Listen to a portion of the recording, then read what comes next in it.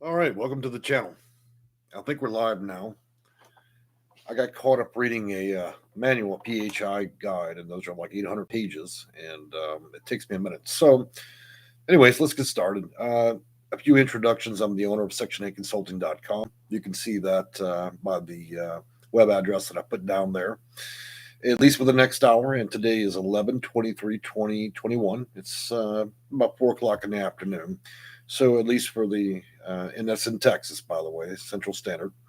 This will be a live video, and you can chat with me in the little window you'll see. Now, I don't know whether or not this live chat window appears in certain devices. I believe that it's on laptop, desktop, phones, and possibly TVs.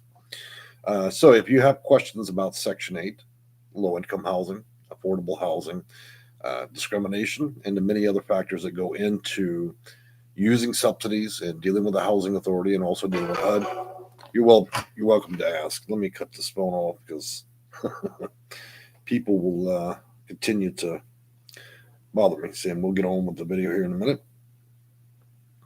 So this is a Q&A video. This allows you an opportunity to ask whatever questions that you need to in regards to HUD Section 8. For those that don't know me, I've been doing this for 20 years and this on YouTube for 7. And in fact, those numbers are fixing to go up to 21 and then almost 8 years on YouTube. I think there's a gross total of over 200 videos. Actually, it's closer to 300, but they remove every 2 years. They remove a bunch. So I think about 90 videos, got removed when they didn't do very well. So think about that for a minute. Since nobody seems to have any questions or want to talk in the live chat, then I'm just going to talk for a little bit and then see if I can stimulate you guys to talk. Well, it looks like we do have one comment from Kevin Winters. Hello, Mr. J. I see if chat is working. Thank you. Yes, it is working. So it's good to see you, Mr. Winters. If you have any questions, now's the time to ask. And by the way, guys, happy holidays. Happy Thanksgiving for those of you that celebrate that. I know I will have a live video temporarily on Thanksgiving Day. So let's talk about some of the big factors going on right now while we wait for people to ask questions. Right now, we do have a housing shortage. That's nothing new. Since the pandemic, we've had that problem, and we've been trying to address that. Federal funds have been trickling. I think out of all the money awarded, the billions and billions, about 6% was allocated. They've now pulled all that money back. So 94% of all money issued for the pandemic and to help people with housing has been withdrawn and is now being used to essentially fund the other program, which is going to be, now that flew right out of my head. Let's move on to a few questions real quick. So, Mr. Winter says, I'm sorry, Goldwyn Young. Hello, Jay. How are you doing today? Tammy Tor, how are you doing today? Happy holidays. Happy Thanksgiving for you guys. So going back, so what I was talking about earlier was they pulled all the money back and it went to the infrastructure plan. So they snatched all the money back. I think another issue we're dealing with right now is what's left of properties are very poor properties, and a lot of these properties are owned by slumlords. Now, if y'all know anything about me and these hundreds of videos I've done, I do not pull any punches, okay? And often you'll find that I express myself through different profanities in videos. If you can't handle that stuff, move on to other channels, okay? There are lots of people here that will tell you there are 3 steps to a voucher, and you will be able to move in your brand new home and get a voucher in 60 minutes, okay? They got lots of lunatics on YouTube. So, anyways, moving back to comments real quick. It looks like Tammy Tor says, thank you and for what you do. And thank you, Tammy, for saying that. Y'all know how much I appreciate it when y'all say thank you. So, R.A. Pereira, hello, Jay. Good morning, good afternoon, and happy Thanksgiving to you if you celebrate that. So, sitting here reading an 800-page PHI guide to determine preferences and special use for vouchers. So that's a little bit of what I want to talk about today. And it looks like we've got a whopping 5 viewers. So I did pick the holiday video, and so I should understand there are consequences. We'll have a very small crowd today. So special use voucher, let's talk about that for a minute. So even when a housing authority is closed, they do keep in principle 15% of all vouchers. Most of you don't know that. When it is open, same thing. And so they do grant those for special funding, and that is funding that's sometimes allocated by the city and the state. So when you accept county services, county hospital, and so on, they can make direct referrals for special use. Some of the special uses are outside the realm of Section 8, but yet paid for by the housing authority. And in some of those cases are when people end up in hurricanes, floods, blizzards, anytime that you have the American Red Cross involved, anytime you have the National Guard involved. So there are lots of ways to get special use. You'll often notice in major cities when a major event or weather event happens, the homeless seem to pop out. Why do they pop out and all of a sudden start commingling with all the disaster victims? Because they've come to one understanding over all the years. If they jump into a little bit of a national declaration of a disaster or weather event, then they're likely to be housed with those folks, and then it would make the state or the county responsible for their housing at that point, which is a rather clever move. And I would highly recommend it as well for anybody because that's an opportunity to utilize funds. Thing about this is, guys, a lot of the special use funding never gets used. And so I don't object to anybody using whichever clever way you can. If it's out there, then for God's sake, use it. You already see how hard it is to utilize, to get, to apply, to be able to have the right questions and questions to these applications. So you can only imagine when there's an event around that you utilize that. Things are tough these days. So it looks like we got a few more comments here. And so in live chat, Cat Lover, hello. And so you've already won my heart.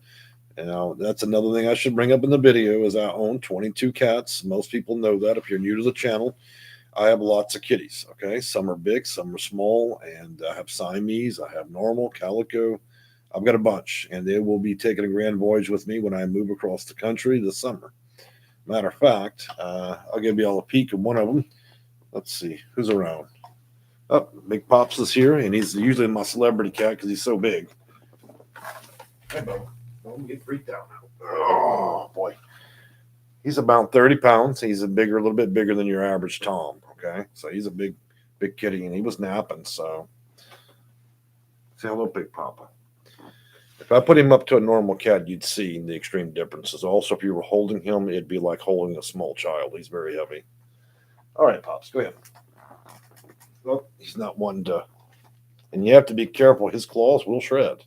So if he's in the mood to be held, then there's not much I can do at the moment other than hold on to a 33-pound cat. So, all right, Cat Lover. Cat Lover says that they started living in an old mobile home, and the furnace is old and burning through and so fast, and it's not affordable. Just another thing to consider when renting. Yes, one thing I tell people when they're getting out of one disaster into another, make sure you're recording everything. So when you're using a new landlord, you never know. It's a mixed bag of tricks. Most landlords are not that good at what they do, and some are very intentional. Flushing every toilet, turning on every faucet, making sure that you're testing every socket. Look, the people that do HQS, housing quality inspections, are from the housing authority, and they're usually just young people. They don't know a great deal, and they give them a little list, kind of like you'd give somebody a teenager at a grocery store a little list of tasks. They're very limited in what they know how to do. So it's important that when you have those problems, you raise it. Because if you have a health code violation, you sure as shit can terminate that lease, okay, legally at the federal level. Moving on, Stacy T. Butler. Okay, I got to let him down. He is so heavy. Look, I'm almost 260 pounds, a little bit over that, and that cat's heavy. All right, Bubba. So, yeah, he's something else. He's a lot of work too. You got to keep your own private vacuum with you when you have all this many cats. It's a hot mess, man. And when you have dinner, look, I've lost half a chicken. One of these cats will snag a leg and they're gone. You may not see half a chicken for a while. That's the deal when you got cats, man. And when you got that many, it's war all the time. Anyways, moving back to the questions here. Hello, I've been on Section 8 since 1998. That's a long time. I'm planning to transfer to a new unit on the first floor, second bedroom, and in my existing complex. If my new rental amount exceeds my budget, can I make up the difference? So the housing authority will not allow that. you would have to come up with some kind of agreement that would be very hush hush. If you get caught doing that, that's also a problem. Okay. I would say, Stacy, that you consider this. The landlord's allowed to every 6 months raise your rent, and some landlords methodically do that. What most of you don't realize, as a tenant, every 6 months you can go back and request a review of your rent reasonableness, which means they would have the ability to raise the value of the voucher. But most people never get their vouchers raised while they watch their rent go up. I never understood why you guys never do that. So my first suggestion there would be to have your rent reasonable reevaluated, especially when the landlord's keeping pace at every 6 months upping his rent.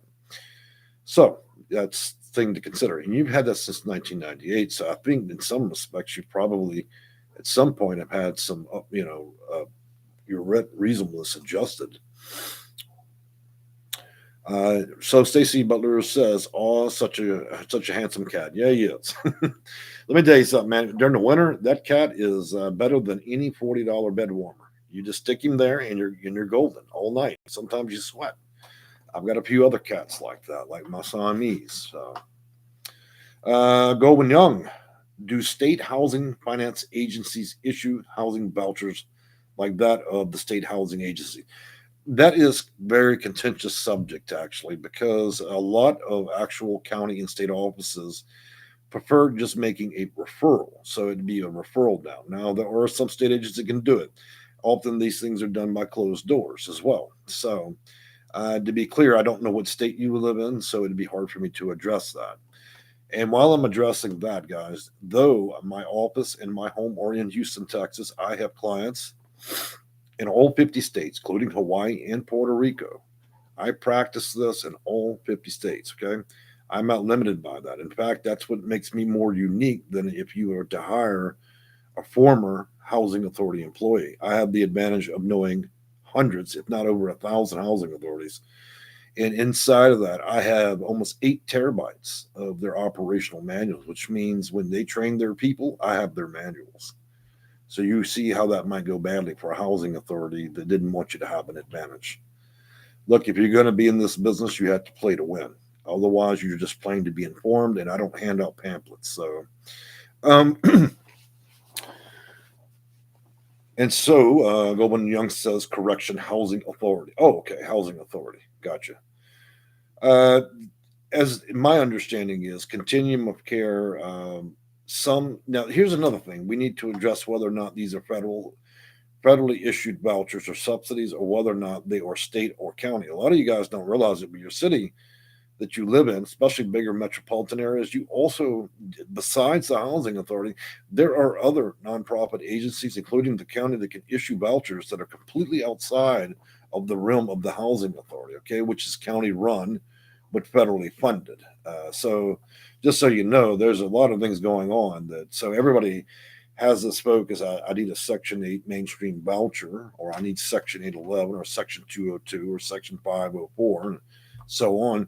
There are many vouchers outside of that could be sought that many of you are unaware of. Most of you don't even know what continuum of care is. That's a whole different program that issues PSH or RH. These are vouchers that have nothing to do with the housing authority. However, in some cities and states, continuum of care is inclusive of the housing authority. So it's a complex game. I really have to geolocate where you are to be able to give you a better explanation there. Let me just see if there's any other questions. There are no other further questions, so we'll keep on going. And we've increased our numbers now to 9 viewers. So I'm feeling lucky today. That's the lowest number in a long time. But I knew making a video during Thanksgiving week was going to be pitiful, but that's all right. People still need help.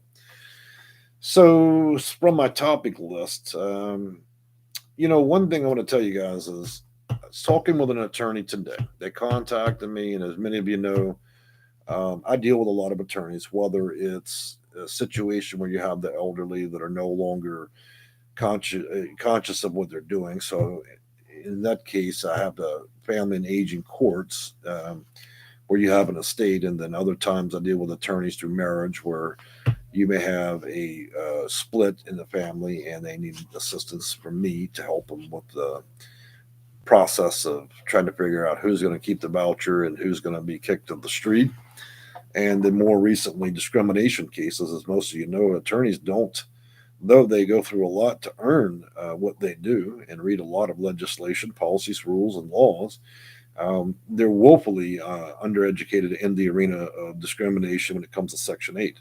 So I do talk with them a great deal, because they don't want to spend another 10 years reading through a million pages to represent clients. So that moves me to this point. I will be likely, if this works out, I'll be doing a testifying in court in, I think, San Francisco around February. So if you're from San Francisco area, I will be out there in February. I'll give you more information about that later. It looks like there's a client with some issues inside the apartment, and the landlord decided not to do anything. And so that will be a court battle. Anyways, moving on. Besides that, we were talking originally about the housing shortage. And so it's not so much a shortage anymore. It's the fact that through the pandemic, the consequence of the pandemic is a bunch of people that have jobs at a market rate without a Section 8 voucher, couldn't pay rent, lost everything. And now we have a flooded market with middle class people seeking what normally just low income people seek. And so the system is overwhelmed. You top that with the factor that real estate was selling like crazy. But why did that happen to start with? It wasn't the pandemic. When the president started giving out 25 grand for anybody that buys a new house that's never not had a new house, has not purchased one, so 25,000 towards a mortgage, a new home if you haven't owned a home in the last 3 years, really stimulated the market to the point. And then you have all the people that didn't pay. So now we have landlords that no longer trust anybody, voucher or not. And so the opposite of what I thought might have happened. So yeah, the market's really overheated 20, 30%. And so landlords want a lot more rent than these vouchers are paying for. So housing authorities cleverly are like, oh, well, we've got lots of vouchers to give out, but they willfully know that there's nowhere to use them. I'm seeing people getting vouchers in counties, and I'm having to portability across the nation, across the state, and sometimes just a few counties if you're lucky. If you're unfortunate and live in areas where there's big populations like New York, California, Florida, it's a struggle right now. Um, hey, Dora Sanchez, been a minute. How are you doing? Happy holidays, happy Thanksgiving. We're just talking about a little bit of this and a little bit of that. For those of you that have questions about Section 8 housing, low income housing, and so on, I'm just talking about random things, I guess. So, one of the other things we're discussing now is now that we have this overheated market and the lack of housing, the inability to use vouchers where we get them, what's left is a lot of these properties, what's left has been picked over. So now you have the super slumlords. And so the apartments have mold, asbestos, have lead paint, all kinds of craziness, a bunch of discriminatory factors playing out, high rents and vouchers that can't cover it. And so that's what I'm seeing play out right now during the holidays is a sense of greed and an overheated market. And be frank with you, I've got about 85 cases at this point that I'm dealing with, and a lot of them are struggling. When I say a struggle, it's not a struggle for me to do my job. It's a struggle that we have a holiday, 2 in a row coming up here, Thanksgiving, Christmas. And then what county employees do. They take off a lot of time around the holidays. So everything's just kind of like shut down. So I really look forward to January 1st when we get new federal funding, and we'll have the ability to start closing out some of these cases and get people in housing. I'm finding more often than not that people are not able to use their voucher and becoming homeless. And so we're having to come up with more and more clever ways to defeat that, to get continuum of care housing, rapid rehousing, or permanent supportive housing to get people housed. Look like we had a few more comments here. Beantown, hey man, welcome back to the channel. Beantown's been around, a loyal member for quite a while. Good to see you, my friend. Happy Thanksgiving, happy holidays. Let's see. Stacy T. Butler, does reasonable accommodations allow me to upgrade from 1 bedroom to 2 bedroom? I'm asking because I've physically grown out of my 1 bedroom apartment. I've been disabled and use wheelchairs and equipment and supplies. So yes and no. There are going to be policies and procedures specific to your housing authority, so they do make those determinations. one of the beginning determinations is, do you have enough stuff in there that would require the use of the extra space? The part that most irritates me about that not so much your question, but the answer I have to give you is, unfortunately, the housing authority employees often are the people that make those determinations, which means you have little recourse if they say no. So you have to put in your best case with that. And so, for instance, the best approach before you seek something like that is to go in like a sheep, a wolf dressed like a sheep. Excuse me, this is Mary B. I would like to talk to the housing authority manager. I would like you to send me, I would like to, graciously request that you give me your policies and procedures for receiving an extra room. You would want to have a fine understanding of their policies for that specific authority, and that way you can match the plot and the course of what they require. If you do, you make a shot in the dark with this and just make a request without knowing the rules, then you're probably going to get denied. And then we'd have to step something up like that to HUD Regional or DC, or file an OBM and then determine whether or not discrimination was played as a factor in that and whether your request is reasonable. And so you need to understand what reasonable is. And so, and also, I would suggest reading the PHI guide by HUD. Let me just give you the program number for that real quick. There's two, and one's 400 pages, one's around 900. I'm actually had it open today. So you're looking for the 7420.10G, and you want to look at reasonable accommodations for that. So just type that in Google, 7420.10G, and that'll be the voucher program guidebook, housing choice. It doesn't matter what year it is. These policies and procedures rarely change, but you'd want to read that and give you a good opening to that. You'd also want to read part of the subsections of Title 24. I know that's a lot to throw out at people, but the thing about it is we're all grown. And when research is required, that's what we need to do. You guys need to be better informed about this stuff because it's not always going to be a simple answer. And I'm not suggesting, Stacy, that I'm being rude or anything. I'm just trying to give you the best information possible in regards to that matter. Hello, Mario. Alvin, happy holidays. Happy Thanksgiving. A real estate agent really makes a difference to find a house that accepts my voucher.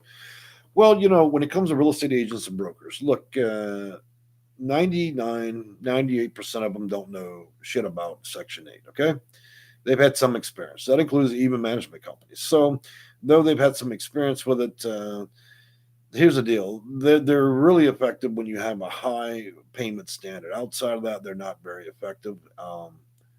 So it's a gamble, and it depends on where you are. Again, Marco, a lot of it's going to be contingent on your resources and where you know to look. And with that, I would suggest using the HUD identification guide, and I would also suggest using affordableonline.com, and I would also suggest as a third factor using the Facebook marketplace for landlords and looking at individual properties. So it's a complex game, and it takes a while, weeks, if not over a month, to find it. If you cannot utilize the voucher that you have currently, then I would suggest strongly that you keep in mind that you have a medical or physical problem. That way you can mention it at the 90-day mark and then get an extension, up to 2 extensions for medical reasons. You haven't checked in the ER lately, then you might want to do that on the 79th day, right? Again, understanding how their policies work, and then you can rework them. Joanna McGinnis. Hey, Jay, I'm 72. I'm disabled. I'm low income, $1,300 a month. You're doing pretty well in that area. You got a medium high income. I live in Riverside County, California. Okay. I was recently able to get on a waiting list and for Section 8. Can you help me? Well, yes, I can, Joanne. That's what I do. Matter of fact, for Riverside County, I dealt with a landlord over there that had over 200 units. And let's put it this way. I had a lot of relationship with Riverside County. I also want to bring up another topic real quick about Riverside. I've talked nothing but good things about Riverside, but I feel that there's some justice needs to be discussed when it comes to Riverside. I don't know if y'all familiar with the Turpin case. Okay, that was the 15 kids that were saved from religious zealots or nuts or whatever in Riverside County. That's those kids that were all over TV. They were held hostage in their house for 20 years. Um, they were called the Turpin family. I'd encourage you to look it up. Turpin. A lot of those kids that were over 18 that were held hostage and chained inside the house uh, asked for help from Riverside, and Riverside hooked them up with project based housing in the hood and left them in squalor conditions. This is reprehensible. I no longer view Riverside as being an equitable place, and I don't trust those people anymore. So I'm just being upfront. If that's the best we can do for children, then I have some concerns about Riverside. Now, does that effectively going to bother any of y'all, whether you're 72 or 3? No. I'm just saying that those kids didn't know better. They were underrepresented. They should have never accepted Section 8, project based housing. So, yes, Joanna, yeah, I think that it's a great county. The housing authority can be good when it wants to, but I'm sorely disappointed in them regarding the Turpin case. I wish I had in some ways been involved in that, but that was a national debate about that particular case. Stacy T. Butler, and I can't say the last name, but it looks like a cool one. Thank you, Jay. Your expertise and advice has been tremendous help. Happy holidays. Stay safe. Stacy, well, thank you very much. I appreciate that. You saved me a slice of turkey now or whatever you got. By the way, guys, I'm going to be doing a Cajun turkey. And for most of you that know what Louisiana is, I'm French and German. My grandparents were immigrants. You'd always know a good immigrant because they're extremely short. I guess the French didn't drink enough wine. And so when you, of course, arrive in Louisiana back in the old days, if you were white, you were considered Cajun. If you were mixed white and also African American, you might have been considered Creole or from the Caribbeans or other areas, obviously. Anyways, going back to that turkey, rather than the history lesson, we drop it in the fryer with seasoning. It's not that bad, actually. It's not hot. Now, sometimes Creole food can compete with Spanish food or Mexican food for heat and hot, but the turkey's pretty good, and the frying isn't so bad because you're not actually eating fried chicken; it's just fried. Anyways, sorry about driving off the lane on that. I thought I'd bring it up because I asked y'all a bunch of questions about turkeys in the earlier video for one of my questionnaires. So, let's see, Shelby Silverstein. I heard of them. It was so sad what the parents did to them. It's reprehensible. And to be frank with you, I think those two there, the parents of the Turpin family, they should have been neutered and then thrown into a wooden box for the rest of their fucking life. I don't believe they deserve parole. It had been up to me, I'd have given them over to the Chinese and let them been beat with a wooden cane every day of their life until they were disfigured, deflate their eyeballs, pop their eardrums, saw off their legs, and then leave them for dead in the ditch. That's my opinion of the Turpin parents that did what they did to those 15 kids. Those kids are fucking damaged. Not only that, but they've been left in the shittiest type of housing and taken advantage of again. And in case y'all didn't know about that Turpin family, and again, it's Turpin, those 15 kids chained to beds. Um, Two of the kids were put in the care of other people, foster care, and got abused again. Congratulations to the state of California for fucking that up. And so those kids, I don't know, will ever be normal again. It's something to me that's just so outrageous. You know, oh boy, I'm gonna get off that topic before I say something that's gonna violate the terms of YouTube. Because I cannot stand when people abuse people, whether it's women, animal, children, or the elder. I cannot stand people like that. Anyways, let me just move on because it's going to be a hot topic for me already. Hey, Peaches Gear, how are you doing? It is awful that we have people that are just monsters rolling around. You know what I'm saying? We do. And when you do that to people that are already a victim, it's absolutely reprehensible. I just locking them in the box don't get it for me. I think that everything they've done should be done to them. It's a good thing we don't live in the biblical days because, boy, I would have been hell on wheel if I was your jailer. I'd have made you suffer, but I'd have kept you alive. Anyways, Spiritual Order Ministries, move. Yep. Stacy T. Butler, Nigeria. That's awesome. You know what? Some of the neatest people I ever met out of that are from Africa, since my family are immigrants from another nation too, or some of the drivers we have in Houston that come from all over Africa.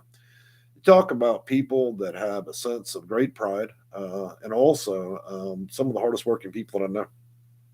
So I don't know if anybody's ever traveled to the great continent of Africa or any of the nations there, but a lot of great people. Moving on, Lady Leo, same here, she says. And Quad Girl, hey, welcome back to the channel. You've been a regular member lately. How are you doing today? By the way, Quad Girl, I'll let you know my dad, I have several dads, obviously, through different mothers' marriages, but dad's a paraplegic. That's why I was so keen to, understand what quad meant when you put that in your YouTube name. So, anyways, moving on. Quad Girl says, what are your rights when the affordable housing contract ends? The property owners want to raise the rent to a regular price. Well, first of all, they're bonded in that contract for 40 years. I don't know. You need to check the age of the building to see. As far as your rights are concerned with that, I'd have to see the original HAP contract, and then it would be, in principle, first you'd want to review federal code and then Title 24 for that to see. I wish I could give you that verbatim right now, but I can't. I would need you to line up a very, very specific question.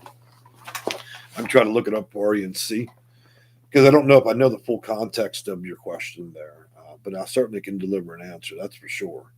When it comes to reading and figuring out ways for my clients to win, that's one thing that I really work on hard. Spiritual Order Ministry says, read the one before that one, please. Let's see. I'm gonna scroll back. All right. Spiritual Order Ministry says, I want to mine, but I have a huge utility bill due to not being able to work because of COVID. I put a request to move because I'm being stalked. Can I move? Yes, you can. For several reasons. You can. So, when you're dealing with, you have an imminent threat against you under domestic violence, the housing authority must, under federal rules, grant you an emergency to leave and change your voucher. If they decline to do so, okay, and they don't meet the request, and there are serious consequences behind that. Now, the burden of proof does lie in your hands. So I don't know if you have a case filed with the district attorney's office, or if you have police reports and all that. But so it's a kind of a sensitive topic. But yes, to answer your question, yes. But you must follow procedure with that. So there's definitely steps you need to take in order. So a lot of you guys, before you tend to skip things, and then so what it does is weaken your case. But anyways, let's move down these comments here. Boy, y'all hitting me hard today. I feel like y'all throwing rocks at the window. There's so many questions. Lilia Jewel, I've not been on your channel lately due to the family loss. I'm sorry to hear that, Lily. Losing somebody is a very difficult thing. And so I definitely understand. I'm glad to have you back. Let me tell you what, when I hit between 40 and now, I've lost so many people. And one of the bigger losses for me are my cats. When I try to save cats, because I take in damaged and abused and neglected cats, sometimes they don't make it, and it's tremendous. I was born, I guess, genetically interesting because I tend to translate other people's misery onto myself, so I feel it emotionally. Sometimes when elderly call me, I translate that case into almost them being my grandparents. So I quite literally take their problems with me to bed a lot. It's definitely caused me some problems, but I'm working on that. But there's nothing wrong. It just means that I'm quite passionate about what I do, and I tend to translate other people's misery into my own life sometimes. But that's what makes me effective, and I'm not ashamed of that. So, moving on. Joanna McGinnis says, "Hello again, Jay. One more question, please. I broke down the mobile home. Can I sell for 30? That I can sell for 30,000? Will this be an obstacle to getting a Section 8 voucher? My advice with that is if you don't have a trusted relative, think about it is you don't want to have 30 grand. That's going to affect you. So speaking to an attorney for a couple of $100 and putting that in a trust. So let me explain to you guys. Sometimes we receive big sums of money, and that's enough to rocket you out of Section 8. When you receive large sums, let me tell you a little story about Florida and little old ladies, okay? There's a reason these little old ladies are traveling from all over the country, many of which have never been low income, but magically they live in Florida now in a Section 8 voucher, okay? And you go in their little Section 8 house, a little apartment, and it's filled with antiques, a lot. What they're doing is they're putting that stuff in a trust, and magically they seem to receive this magic check under the trust. It just happens to be one crispy dollar lower than what it would take to disqualify them for that voucher. So let me give you some advice. The housing authority can't see past the trust. The trust would allocate that money. Now, it would suck for you that you can only access that money that way, but you could also build the trust in such a way where you could get a few lump sums here and there. On the months you receive larger lump sums that would not exceed the value of what the housing authority would allow, then you would see your rent reasonableness kind of jump around for that month, which means you'd have a higher responsibility. It's a clever but legal way to do it. Look, guys, nothing different than what the rich do every day when they manipulate our tax laws. We're just playing the game, a more sophisticated, actually a less sophisticated game of hiding money from county officials. This perfectly legal if you understand how to do so. Moving back, goodness, lots of questions. Okay, so Stacy T. Butler. It's my former husband's last name. I'm born in the Bronx, New York City. Well, you know what? Living in the Bronx and living in New York and living in New Jersey is like living in another nation, is it not? I don't. I think that the level of diversity in the city of New York rivals that of other countries. So either way, you know, I'm good with that. And still, you have an interesting last name. So, um, good Dreadman, good Dread Man says, I'm one person, blind, low income. Okay, well, if you're blind, if you're okay, so that matters. That matters big time. You likely could apply for special use under that, not just Section 8, but special use and get priority if you're blind. I don't know the degree of your blindness, but if you're blind, completely blind, there's a great deal that can be done. Your income at 800 would put you at extreme low income in any state and county that I'm aware of. I could only get one bedroom for not exceeding the voucher limit. You know, sometimes when we can't get the accommodations, because that's what that is. A lot of you guys, again, you're requesting accommodations before you fully understand the policies and procedures for your specific housing authority. You should go in very quietly to your housing authority. If you don't know how to do it, that's fine. But I'm just suggesting that, hey, you know, my name is Bob Willis. Don't even pretend like you do business with the housing authority. I'd like to get a copy. You do an open request, okay? You're federally entitled to do so at state and county level. I'm submitting an open public request. I want to know the specific policies for accommodations. Understand the rules first before you ask for these things. That way, you can tailor your case around that. You guys are going in blind, and they're going to just deny the hell out of you. Second to that, is better also to do accommodation requests by calling the first the housing advocate for your city, which is a new lawyer, an attorney that just got their little license, and then being able to use their letterhead along with the reasonable requests. It's like a threat, but it's a really nice one, a nice way to do it. Look, you can't ever leave your case in the hands of these workers. A lot of them are angry, pissed off, and underpaid, and they just don't give a shit. So, a lot of times you're not simply not going to frame up your case well enough for them to even want to grant it. And they know that. They laugh every day when y'all guys ask for that stuff. Look, if you're not in a wheelchair, with one leg, and then a lot of medical equipment, they just deny it. They're like insurance company. They deny it to do it. Sometimes you got to go 2-3 rounds with them. So, moving on, Lady Leo. My daughter lives in a room. The old landlord left. The new one never gave a lease and his name. Well, verbal leases are in most states still effective, but you really need to figure out something, some evidence of proof.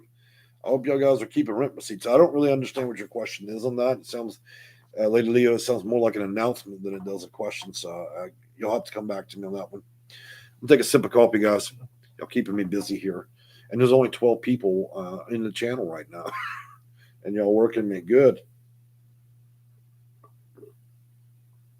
All right. Tammy Toure, possibly. Jay, are you able to see my comments? As it stands now, I see only one. I only see one, just the one where you're asking, do you see my questions? So to answer your question, no, I do not see any other further comments for you.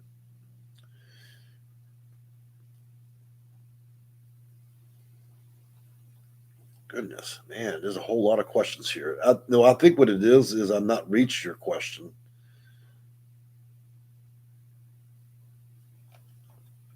That's what it is, guys. There's so many questions. I'm still reading through them.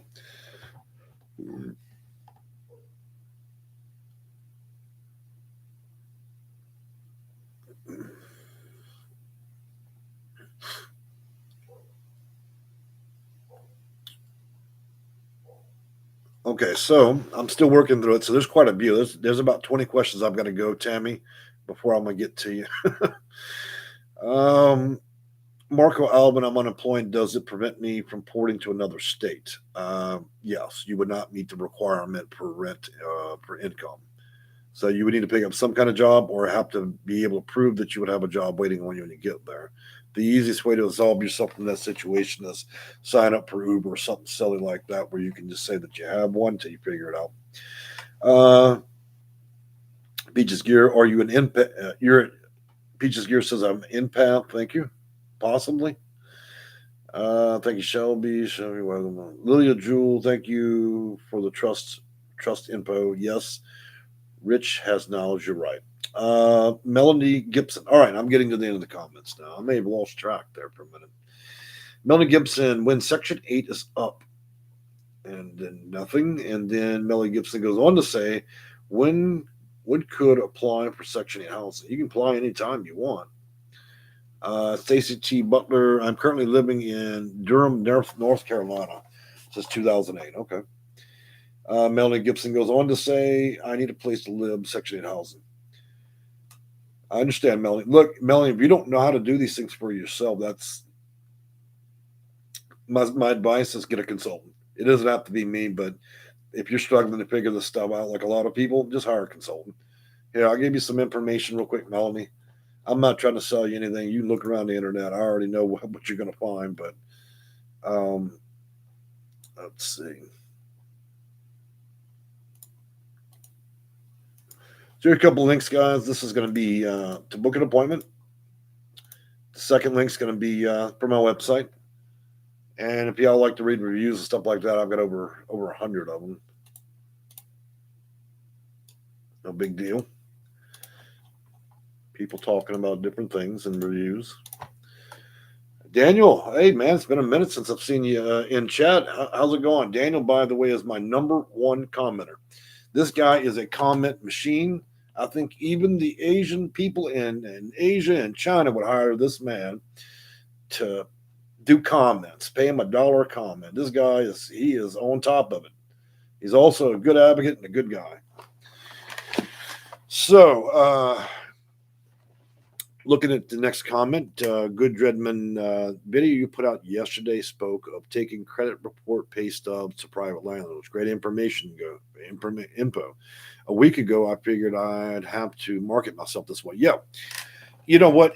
Used to, I would only, that last video I made yesterday, I would have suggested that type of behavior just for people that have difficult cases. Now I suggest it for everybody. Look, don't wait on landlords anymore to run reports and all that stuff. They may go on to do it anyways, but these days the market's so tight, there's so little housing, you've got to prove to be a better candidate, which means you've got to think out the box and do a better job than the other 51 people that applied for the same one Section 8 apartment. I'm telling you guys, run your own credit, run your own criminal, start building up your pictures. Hell, take a photo inside your old apartment, take a photo in your car. Look, see my car? I keep it in that condition. Crystal clean. Here's the apartment. There's no holes in the walls, none of that jazz. I take care of the property. You can trust me, and stuff like that. So putting on your best case to get these apartments is no longer just filling out an application and walk away. Look, a lot of landlords are playing dirty. They will accept your deposit and they accept hundreds of deposits every day. The apartment is nothing but a money mill. They don't really actually intend on even leasing it. Why would they do that when they can make 50 to 150 every 30 minutes with idiots walking in wanting it? Okay, why would they want to have you pay $1,000 a month when they can continually just get the application fees? Is that legal? No, it's not, but they do it, and nobody's out there doing anything about it. So let's see if there's any other questions here. So again, guys, this video is about Section 8. It's about low-income housing. It's about affordable housing. If you have questions in regards to that, and you want to get answers, now would be a time to discuss those things. And again, for those of you who don't know me, I own Section8Consulting.com. 7 years, several hundred videos here. I'm the number one consultant in the country when it comes to Section 8 vouchers. Don't believe me? Type in Section 8 and Consulting into Google. Tell me what you see. I outrank even some of the largest companies. Look, some of those large companies, they don't do what I do. What they call is HUD 203 consultants. They consult on buildings and how they're built. Okay? They don't do what I do. There's only a handful of me out there. So if you truly don't want to sit there and have to figure out what I figured out over the last 20 years, then that's my advice to you, or just keep doing what you're doing. These are tough times. You have to, when the air conditioning breaks, you call the AC man. When the car breaks, you call the mechanic. When you got a problem with Section 8, call me. Unless it's something that dives deep into the legal aspect, then you would definitely want an attorney, okay, if you can afford that. What's counterintuitive about that is most of you, if you need an attorney, you probably could not afford one. So I do get that. That's why I try to get you guys along as far as I can. Mike Nielsen, can you discuss home buying with the Holiday Choice Voucher? Yes, absolutely. So first thing we need to understand is this program that rolled out about 2000. They had some prior programs prior to 2000. Since 2014, they have been eliminating that program around the country. So you first must establish whether or not you can purchase a home, and you're not using your voucher to purchase the home. You're using your voucher to pay the mortgage. And so you would need to first check with the housing authority and see if they have the program. Number two, you would need to apply. Whether or not you already have a voucher and live in a place or not does not matter. You would want to apply to see if you meet the housing authority's criteria part. You would need a minimum credit score of 500. However, they find it preferable in many cases that you have a little bit higher score than that. Two, you will still have to work with a lender no matter what. And when you have a score under 640, you're gonna be dealing with lenders that are unsecure. Okay, so that's the second person. Now you're dealing with the housing authority for utilizing the voucher to pay a mortgage on a home. Two, you're dealing with a broker or real estate agent, which is out there looking for these properties. And now these agents usually need to be certified by HUD and to do so. Okay, so it's a HUD certified specialist that looks in the houses. Number three, you're dealing with a lender. The housing authority will issue a list of approved lenders, and then you've got to find a lender that wants to do business with it.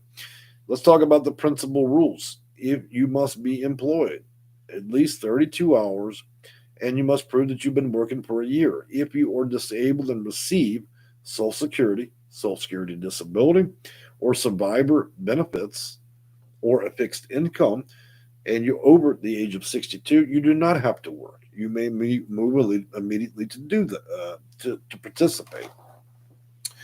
Beyond that, you must not have a track history. And so I think that goes more into the policy procedure of the housing there, as long as you've not been a problem to them.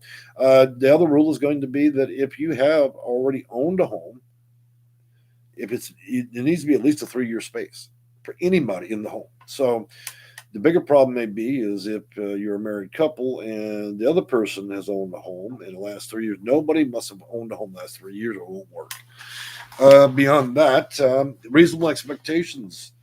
Look, closing on a normal home is not that fast.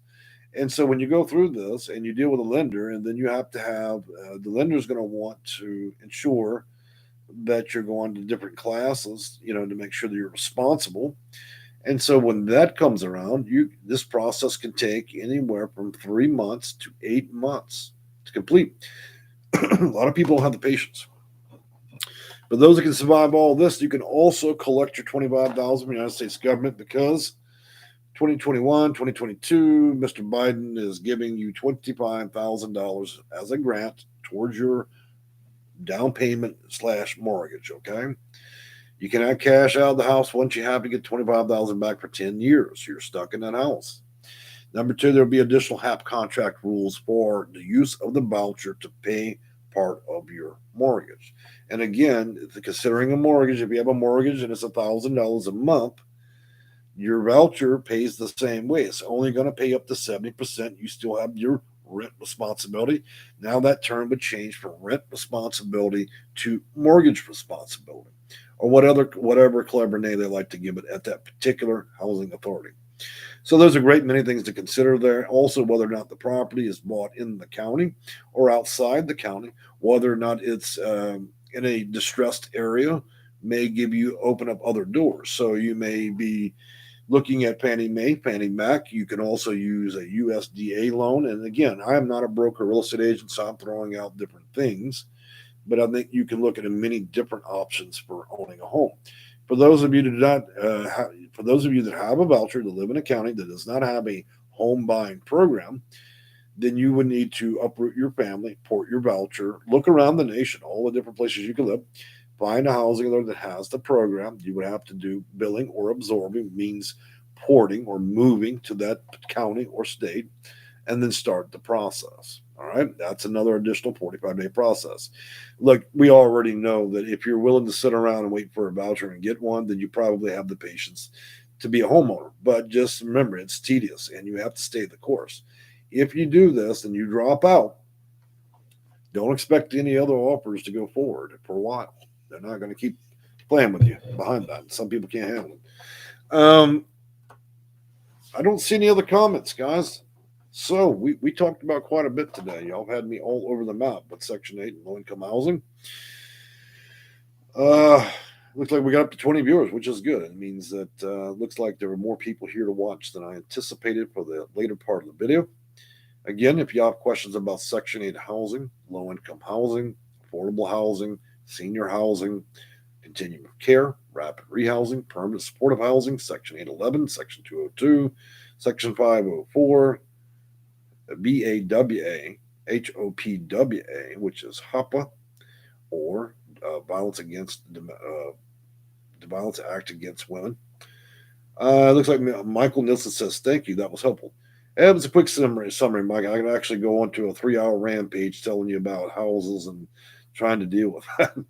Lilia Jules says, I asked, you skipped me. Well, shame on me. I did skip. Let's see. Let's see if your comment's still up there, Lilia. Up. Well, Lilia, your last comment, according to my screen, says, thank you for trust info. Yes, the rich has knowledge. You're right. And I do not see any other comment from you, Lilia. Why don't you try just asking me again? It'd be simpler than me scrolling through this.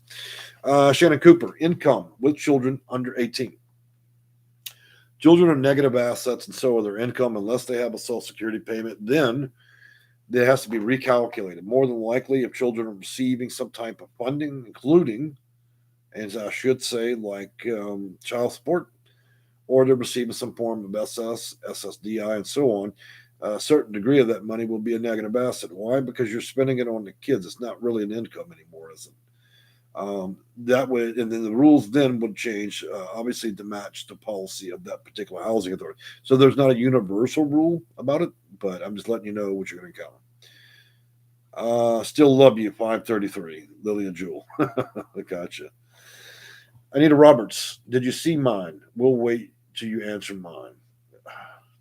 All right, Anita, let me look back.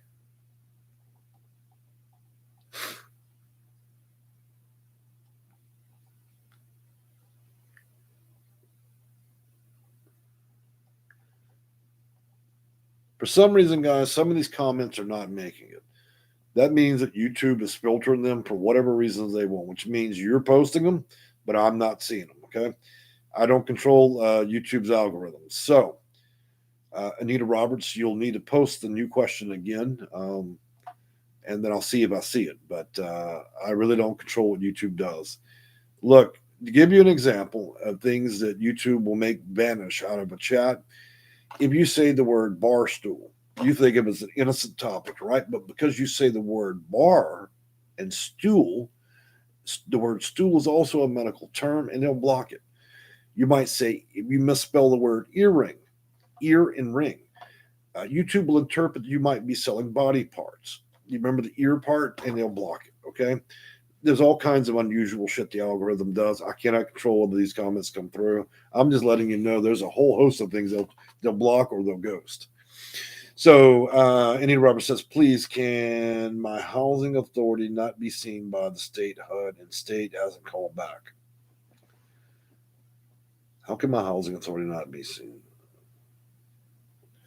Well, we're in the middle of a national holiday, really, Anita. I don't know when you started. I don't know who your housing authority is. I don't even know where you live. I don't know what state, what county. I don't know when you contacted them. So, Anita, that's what we call casework. You might just want to contact me about that because I have zero context. I don't know why they didn't call you back because I don't even know why you contacted them to start with. I haven't established whether you have a voucher or not. So, you see, guys, that's a loaded question that it's hard for me to answer. Lilia Jewel, looks like a comment's come through for you. I did what you said last month. Downtown Atlanta HUD office keeps saying my HUD 811 voucher is FR, apartment only. I am 57 years old and disabled. Well, I don't remember specifically what I said last month, so you had to let me know what I said last month. I talked to 600 people a month, so it's a lot. Good, Goodred man. County office says voucher worth 980 will go up to 1100 in January. Well, that's good news then. That's actually pretty good. Kimberly Parks, can another PHA block me from another one? I've been on the I've been on the top of two housing. So you've been on the top of the housing authority list for quite a while. Okay. Can they block you? No, they cannot. However, what people don't realize about waiting lists are this: if somebody with more problems applies tomorrow, then they can move you down, and they don't have to tell you that. They can even tell you, "Oh, by the way, Sally, you're on our list, right? And here you are. There's person number one. There's person number two down here, and then a new person comes in and get a better case, and guess what they do? They bump you down. However, still tell you that you're number two, until you do an open request to compel them to give you the accurate numbers. You're never going to know the reasons why. So people move up and down this list all the time. It's a lot like cryptocurrency in the stock market. People are going up and down the list all the time because you have new people entering the system. So I don't know. Without more investigation, I couldn't tell you why, but I can tell you that if you did have a high number, then it probably should be looked into. Lilia Jewel, I'm trying to buy a home. Sorry. Okay, gotcha. So, well, try if you're trying to buy a home. So I did what you said last month. Downtown Atlanta HUD office keeps saying my 811 voucher is for an apartment only. Okay, so it means that they don't have a home buyers program there. Is what that means. Really, the context of how they should have told you is simply this: yes, you have a voucher. It's under Section 811, and no, we do not participate in the home buyer program. That'd be that. That'd be the end of it. The other thing is they could tell you is maybe you have tenant-based housing, and then that couldn't be used in that manner either. So I have to check to see in Atlanta what's going on over there. Monette Jenkins, hello, good morning, good afternoon, happy Thanksgiving, happy holidays. So we've been kicking along here to answer questions and all that. I think I'm fixing to wrap it up. It's been 59 minutes, and I am getting tired of talking. Anita Roberts, can the Athens Housing Authority in Alabama refuse to fill out a CB-19 paperwork and evict you for rent? That depends. Depends on cause. Only way I'm going to know is if I see the paperwork and then have the true context of how that got started there. So housing authorities do make their own policies. They take it from a master list. They take their information under federal code, federal regulation. Then HUD issues the mandated manual, and they modify those manuals, policies, procedures to match the course of the community and what's going on there. And yes, they do have a lot of local power. Since I don't have a HAP contract to see what their policies are, I have to see if I have their policies and procedure manual for that specific housing authority, and then can see what your rights are. I mean, you're granted some baseline rights under Title 24 federal regulation. That's the thing, guys. That'd be a complex one. That one needs to be researched. Legal Jewel says, "Happy Thanksgiving and thank you." I appreciate that, Lily. Look, guys, I do always my best to answer questions. Sometimes y'all's questions are loaded. That's hard, and it's hard to dig deep into that stuff. So I apologize in advance if I'm not giving an adequate answer, but it's a hell of a lot better answer than most of y'all will ever get out of Google, and most of the people that are making videos about a Section 8 here that have never read a piece of legislation in their life. So that being said, guys, I think we're going to wrap this up. I've got cats to pet, and I've got my house is tore up. I'm moving this summer, and so I'll have a new home, and I'm transporting 22 cats across the nation. Wouldn't you love to ride in that car here in that mess?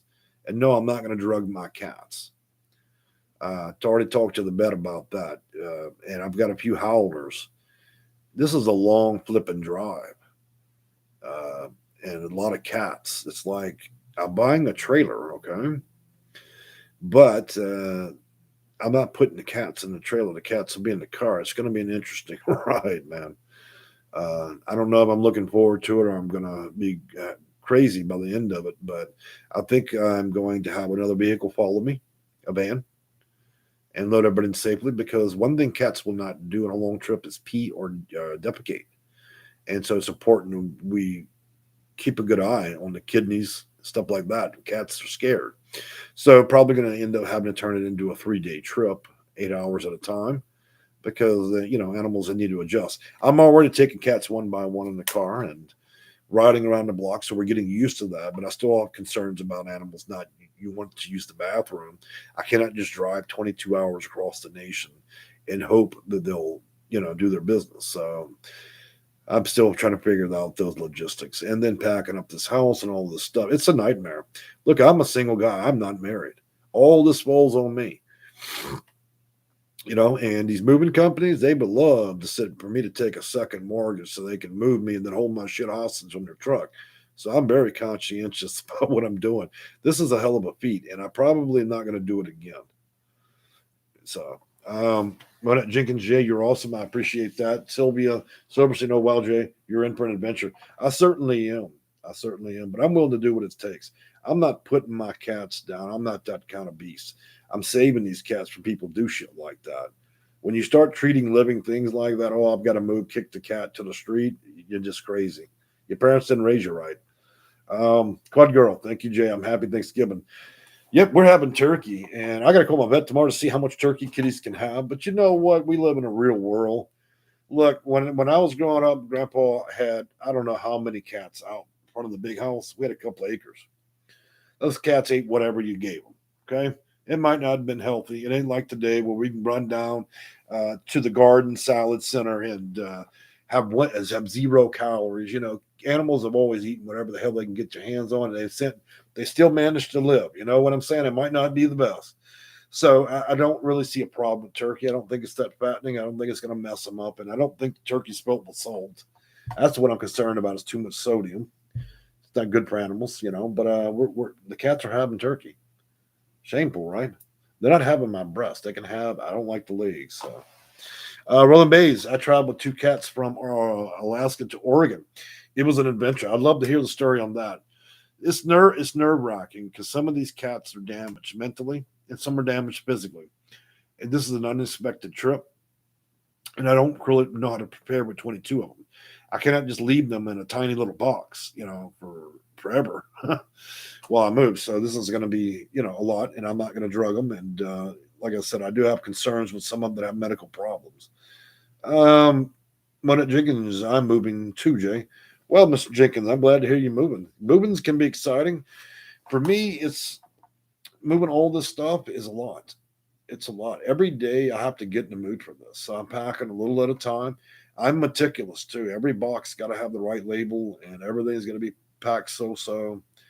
I'm one of those people that will plan a half a year ahead to do things. That's just how I am. I'm not a last minute man. I must be prepared for everything. Matter of fact, the new vehicle I bought is going into the mechanic tomorrow to make sure that everything is at peak condition. So we're ready to fly this summer. And then it will be a blackout, which means no advice, no consulting, and no Section 8 until I can. So when I arrive there, I literally have no power, no internet, and I have nobody in that city. In the old days, a real estate agent actually would help you. These days, you're on your own. They'll turn on the lights and all that. So I arrive in a cold home or a hot home with none of that stuff on. And how do you convince a hotel owner? Oh, by the way, I've just got a van load of cats here. Do you mind if they piss and shit all over the hotel room? So what do you tell a hotel when you got 20? I'm going to be running a temporary cat shelter out of 201. So there's going to be lots of obstacles for me, and I'm just going to try to take it one day at a time, I guess. Anita Roberts, can you help me sue a housing authority? I'm not an attorney, so I cannot file that kind of thing for you. Anita Roberts, you need to contact an attorney. It's important we understand there are legal limits to what I can do. And when you start breaking the law, then I'm no longer a consultant. I'm just a criminal, and I'm not interested in doing that. Okay, Anita, you should contact a housing specialist or a housing advocate at no cost, and they'll help you if you have a good case. Two, you'd want somebody that has an understanding of the inner depths of all of that. I help people file all kinds of things, but I don't do court cases. I do expert testimonies and court cases for attorneys, but I'm not one. I'm not even a paralegal, okay? Kimberly Parks, YouTube won't let you put names. Do believe that you can get the most out of the post. Happy Thanksgiving. I'm homeless, disabled, but I'm grateful. Well, Miss Parks, I spent a decade on the streets as a homeless person back in the early 90s. So I don't just walk the walk, I actually walk the walk and lived it, okay? There are a lot of people arriving this channel telling me about being homeless. I was there. I can describe it quite well. I even made a video about it. I went from all of that. I had a choice. I could have picked up a crack pipe and moved that direction. I could have picked up a bottle of whiskey and destroyed my life as well that way. I could have become a criminal and decided to rob houses and other things. I didn't. I spent my time at a public library. I got treated like a dog through the whole 10-year process. I am absolutely responsible for putting my own ass out there in that street across the nation doing it. I'm very well acquainted with what it's like. And I know the shelters. I know the smell of foot and booty from other homeless people when you go in there and it smells like death because people haven't had a bath in a month. I know all about it. And for you to be grateful, I appreciate hearing that from people because you're conscientious of the situation and hopefully you want to get out of it. Let me tell you something. Out of 600 people a year I talk to, roughly 30% are homeless actively, some for a long time. Anytime you want to come out of the trenches, there are programs, and I'm not talking about Bible programs. I'm talking about getting a voucher and getting the fuck off the street. So I do know it well.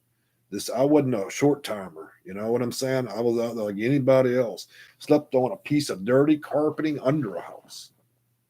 Slept in a crack house. I know all about that street. And I know it back in the days when shelter didn't give you 3 squares and a shower and all that shit. Back then, soup, bread, and who gives a shit? I know lots about that street. Prostitutes, whores, drug dealers, and all the other things we know goes on in that street. And at any time, you can switch lanes and you can join that, and then you never leave it. Okay? I wasn't living in no car. I'd hop on a Greyhound across the nation. I crossed so many states. See, a lot of people come to this channel and they think that I'm just some old middle-aged white man just giving out some advice and that I've never had a moment's struggle in my life. Wrong, wrong, wrong, wrong. I left home before I was even old enough to do so, survived those a decade, almost 11 years. Almost died twice out there, okay? And all of that, I have to accept it and be grateful because I made those fucked up decisions. Okay. Today, I'm sitting in a 4-bedroom home and I can afford to take a shower and I can make a decision not to be a bad actor. And then all those things that come along with the streets. There's more to homelessness than just homelessness. There's so many devilish ways you can go with that stuff. And there's nothing like the fact that people see you when you're homeless, they'll take further advantage of you. Any of you that ever survived the homeless shelter, man, let me tell you something. Some of the most ruthless fucking people that carry around a Bible work in a homeless shelter. Some of the most ruthless you will ever meet in your life. Okay? Now, I have nothing against people in religion whatsoever. But look, I've stayed at the Union Mission. Look, I tell you stories, man. Those of you that have been out there really know. There are different, and let me tell you something about homeless. There are different types of homeless. I categorize homeless people like hurricanes. You got category 1s all the way to 5. Some that don't even realize they're homeless. They don't even know what it is. Okay? Crazy, delusional, out there, don't care. Cat 4s, extremely addicted. Schizophrenia, bipolar at its extreme advantage. They'll never leave that street. They'll never be able to accept the program. And no matter what you do for them, it's never going to change. And as long as they're addicted and untreated mentally, they'll remain on the street simply because they're not interested in any homeless shelter. Real homeless people don't even go to a homeless shelter. They might stop by for a meal.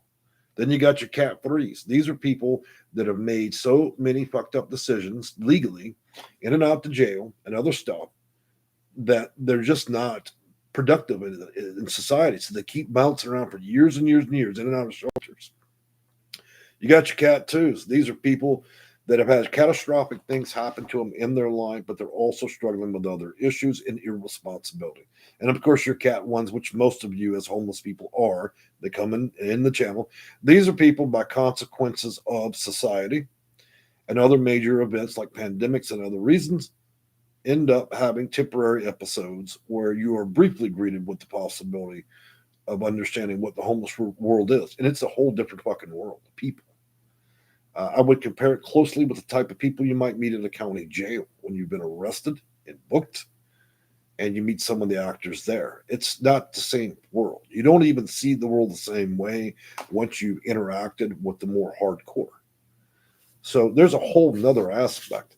You know how many people in over 20 years I have dragged off the street?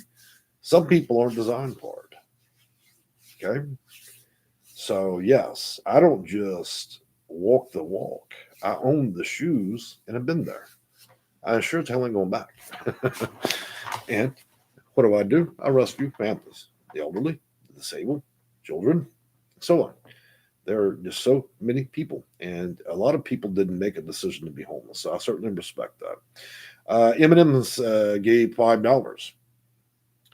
Thank you for that very much. That'll be used for the care and comfort of the cats that I rescue. All y'all know that donations in this channel are used specifically to help with these cats that I have. Okay. Moving on. Monette Jenkins. Wow, Jay, you're a survivor? Well, I don't know. These days, I try to be a teacher. I'm done being a survivor. I'm more about teaching and getting it done. Okay. So, Mike Nilsson, that's the truth. Please tell about the religious frauds. I think there's a lot of good religion, and I think there's a lot of good Christian folks and other religions out there. I also think that there are people that pretend to be religious and are just crazy, okay? Having a Bible and believing that Jesus is there isn't always the reality for some people. Some people are just evil, and they project themselves into religion. That's what it is. So, good Redmond. I'm blind. I'm blind, and there are social workers that will help me find a place, and that takes this voucher. I just got the transportation issue to go see listings. That's a good thing. Hot Candy, glad to have you back. I like that name, as I always mention. There's a whole level of categories I've been as well. You know what? There are there's more than a handful that have visited already that are there, that are sleeping in parks. I can guarantee you in this chat window right now, there are many of you that have been that are spending your days walking down the sidewalks, in parks, in the car, and so on. I know that y'all are the real deal. Y'all are definitely the real deal. You manage it. You talk about people that can manage any situation. You know, I've learned a lot from that. Let me tell you something. Interesting, guys, since we're just talking a lot, right? we ever had a war that ever landed in this country, do you know who the people that best survived it? Well, you got Nancy and Sally over there in their $1 million home, and they're struggling to even have a bottle of water while the power's out, the grocery stores are gone, and there's a war going on, the country shuts down. The homeless people out here in this country would be the ones that would probably last to the very last minute. Why? Because they're better prepared. They understand how to deal with adversity. They can survive the beatings and other bullshit that go on in the street, and they'd be there. So I think if we ever had a planet-ending event, I think the homeless would probably score off the charts when it comes to that, because they can survive just about any fucking thing you can dream of. Debbie McCarthy, do I have you waiting for a list to open up Section 11? Well, I don't know, Debbie. I don't know what housing authority, state, or county you're in, but 811 is a possibility. If you're under 62 and they have the funding available for your housing authority. Good Redmond, I have a voucher in Lee County, Pennsylvania. Told I can use it in all 50 states, expires in 60 days, then one extension. Actually, you can probably get two. They're just wanting you to move it along. And yes, that is correct. You can use it in all 50 states. Portability process takes a minute, so you want to contact the portability specialist for your housing authority. Get a RTAF packet. Make sure that gets sent to the housing portability specialist for the receiving housing authority. And that portability specialist must approve it and make sure that you would meet the same criteria for their housing authority and so on. And then you're good. You would port over there. Of course, they'll be considered billing and absorbing. The billing part you already understand. I'm sure you understand the absorbing side. Kimberly Park goes on to say, they terminated me. I am crushed. This happened in 2019. Can I do anything now? Unfortunately, no. It's been over a year. I don't think there's much that you could possibly do. There might be some consideration given you getting back into the system. Sarah Burley, can you elaborate on the difference between Section N and the housing choice voucher? There is no difference. Guys, the housing authority has one voucher. What's attached to it are strings. If you're over 62, then they can attach it to Section 202. If you're Section 811, means that you're disabled, and they attach a string. 504, if you're a student but disabled, then you have more funding down to that. Okay, a Section 8 voucher is a mainstream voucher. A mainstream voucher is a Section 8. It all depends on what's funding it. If it's VAWA, HOPWA, and so on. Anita Roberts, I'm on disability and I'm being evicted from HA behind rent. With children, are there any programs to help find somewhere to rent, or are you owing someone else? Until you, well, Anita, I don't know if you have a voucher or not. If you have a voucher and you didn't pay the rent while you had a voucher, you're not going to utilize that program again until you pay it off. Now, you may enter the coordinated entry and receive rapid rehousing or permanent supportive housing that way through a different system or a city, state, or county program, but it won't no longer be able to get a federal voucher until you pay off that debt. Oh, goodness. It's supposed to have ended this video already.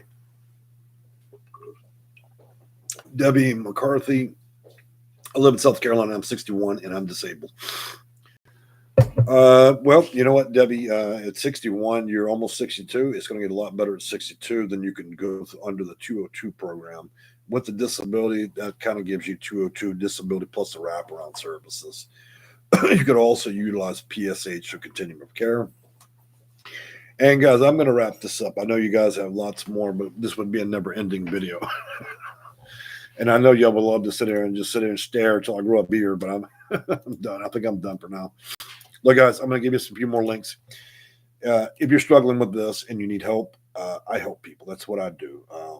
About 600 a year. I know I said earlier 600 a month. That wasn't true. It's about 600 people a year I work with in all kinds of cases. So I'm going to give you these links. You can look at it. It's the website. It's for booking if you want to use me. Do your due diligence. Check me out. Check out my reputation, so on. If you don't like me, that's fine. Just move on to the next person and have them be your consultant. But the main thing is, these are tough times. It's pandemic, overheated house market, and look, you've got to use whatever advantage you can get to get through these programs and other problems. As much as I love to resolve as many problems in this chat as I can, it's not always possible. Okay, guys, there's not simple answers to Section 8. If there were, there would not be so many of you visiting my videos. Nothing is simple and nothing is fast, but knowing the best way to do it definitely can make a major difference between you getting a problem solved in a couple of months or waiting a decade. Okay, I've enjoyed talking with y'all. I'll see y'all on Turkey Day, and we'll maybe pop out a few of the cats and have a little bit of fun. Till then, guys, take care of yourself. All right, bye bye.